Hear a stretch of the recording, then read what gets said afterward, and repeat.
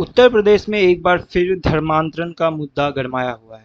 हाल ही में मुख्यमंत्री योगी आदित्यनाथ के नेतृत्व में प्रदेश की बीजेपी सरकार ने विधानसभा में धर्मांतरण संशोधन विधेयक पारित कर दिया है। इस विधेयक में धर्मांतरण को लेकर सजा का प्रावधान बढ़ाया गया है और उसका नाम उत्तर प्रदेश विधि विरुद्ध धर्म परिवर्तन प्रतिषेध संशोधन अधिनियम 2024 रखा गया है। इस नए विधेयक के तहत तथ्यों को छिपाकर या डरा धमकाकर धर्म परिवर्तन कराने को अपराध की श्रेणी में रखा गया है, जिसमें उम्र कैद तक की सजा का प्रावधान है। इसके अलावा धर्म परिवर्तन के लिए विदेश से फंड लेने या किसी अवैध संस्था से फंड लेने को भी अपराध माना गया है और इसमें भी सजा का प्रावधान बढ़ाया गया। विधेयक के विधानसभा में पेश किए जाने के बाद से ही इसे लेकर सवाल खड़े हो रहे हैं। सरकार ने इस विधेयक का मकसद स्पष्ट करते हुए कहा कि अपराध की संवेदनशीलता, महिलाओं की गरिमा और सामाजिक स्थिति को देखते हुए यह कानून आवश्यक है। सरकार का कहना है कि महिलाओं, अनुसूचित जाति और जनजाति आदि के अवैध धर्मांतरण को रोकने के लिए इस विधेयक की जरूरत है।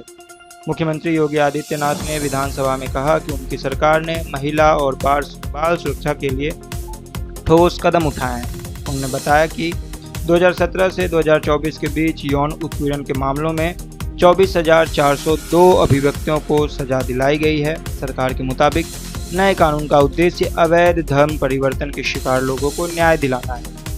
राज्य विधानसभा में विपक्ष के नेता माता प्रसाद पांडे ने इस कानून के दुरुपयोग को लेकर सवाल उठाए हैं। उन्होंने कहा कि विधेयक में झूठी शिकायत करने पर भी सख्त कार्रवाई का प्रावधान होना चाहिए। इस पर संसदीय कार्य मंत्री सुरेश खन्ना ने कहा कि मौजूदा कानून में झूठी शिकायत करने वालों के खिलाफ कार्रवाई का प्रावधान है।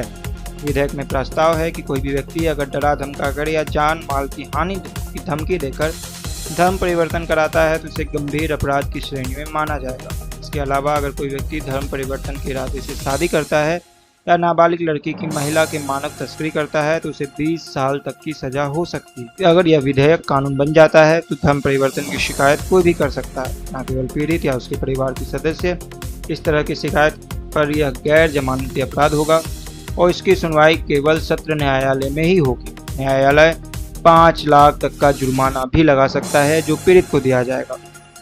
तो इससे पहले क्या कानून थे, यानी पुराना कानून क्या था और क्या थे उसके प्रावधान, चलिए एक नज़र इस पर डाल देते हैं। उत्तर प्रदेश में धर्मांतरण को लेकर पुराने कानून के प्रावधान बेहद सख्त रहे थे। राज्य के पुराने कानून के तहत शिकायत केवल पीड़ित महिला या उसके सगे रिश्तेदार जैसे माता, पिता, भाई, बहन ही कर सकते थे। इस कानून में धर्म परिवर्तन के मामलों में 1 से 10 साल तक की सजा का प्रावधान था। पुराने कानून में सिर्फ शादी के उद्देश्य से किए गए धर्म परिवर्तन को अमान्य बताया गया था।